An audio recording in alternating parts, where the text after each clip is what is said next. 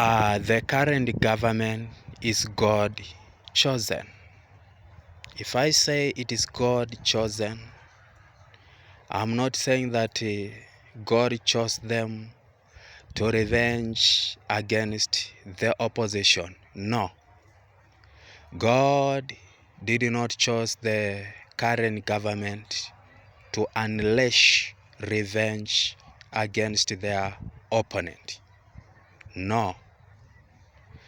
I heard the voice of the Lord telling me that why do they fight a man who has only one option, the option of rallies and demonstration?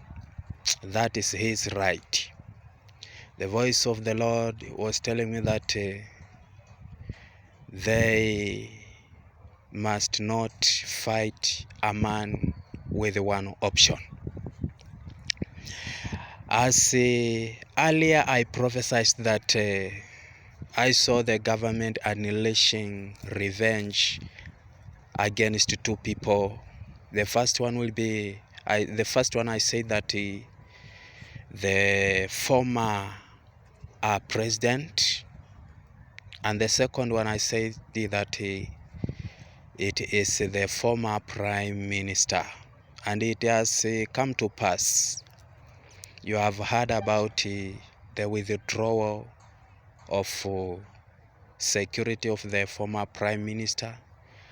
You have heard about the all revenge that is going behind the scene. I prophesied earlier. On this year, I also prophesied that if the former prime minister will take that route of rallies and demonstration, that the outcome will be that his own people will be desert him. As I am prophesying now, the former prime minister, his own people has deserted him. His own people has deserted him. There are many of them. Kuna wengine ambao hawajui, lakini ako na wao, lakini hawasupport agenda yake. That's what I prophesied. I also prophesied that if the government will go against God to unleash the revenge, this is what will happen to them. There will be a hard time in their governance, and there will be also the shifting of masses from their side to the side of the opposition, because they are unleashing revenge against them.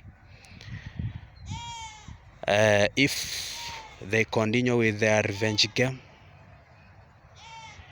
I see masses, I see people, wananchi, shifting from their side to the side of the opposition.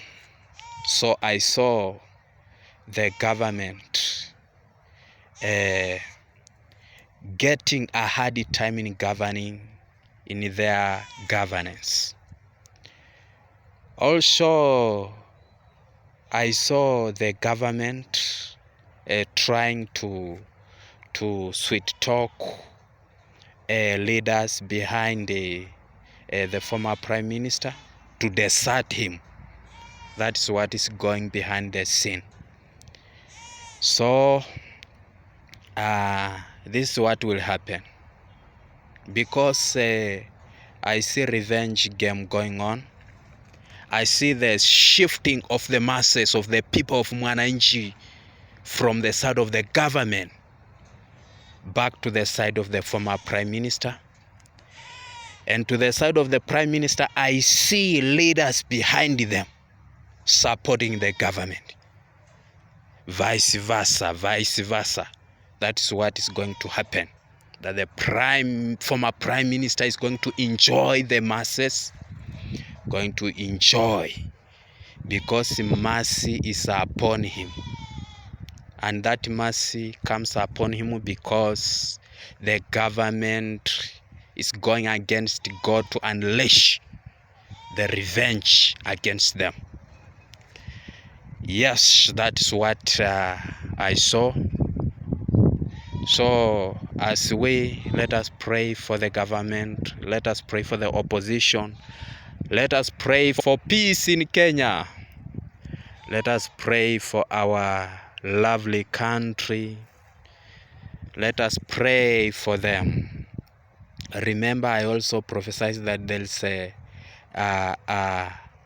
conversation of handshake between the former Prime Minister and President Ruto. And I also prophesied that people behind the RAILA Odinga, our Prime Minister, were fighting that conversation. Ndio mkaona ya kwamba kumeanzishwa rallies na demonstration. Hiyo ni outcome ya the failure of that conversation. Aliyekuwa na expectation kubwa ni the former Prime Minister. Alikuwa ametoa mahitaji, mambo ambayo anataka ifanywe ndio akubalie hayo makubaliano, lakini the government ikaona ya kwamba haitamiti yale makubaliano na ikakataa na kukawa na kutokubaliana, na ndio mnaona hasira mingi ya demonstration na rallies. Hiyo rallies mbona haikuitwa mwanzo? Hizo rallies, hizo demonstration, hayo mambo yote mbona hayakutajwa hapo mwanzo? Haya yametajwa kwa sababu kumekuwa na kutokubaliana katika handshake. Nilisema ya kwamba, nilitoa unabii na nikasema ya kwamba I saw Raila Ruto handshake being sabotaged. Wale ambao wanafuatilia hii YouTube channel, you can go down there, utakutana na huo unabii ambao nilikuwa nimeutoa. Kwa hivyo wacha tuendelee kuombea nchi yetu, tuombee the former Prime Minister, tuombee rais wetu mpendwa.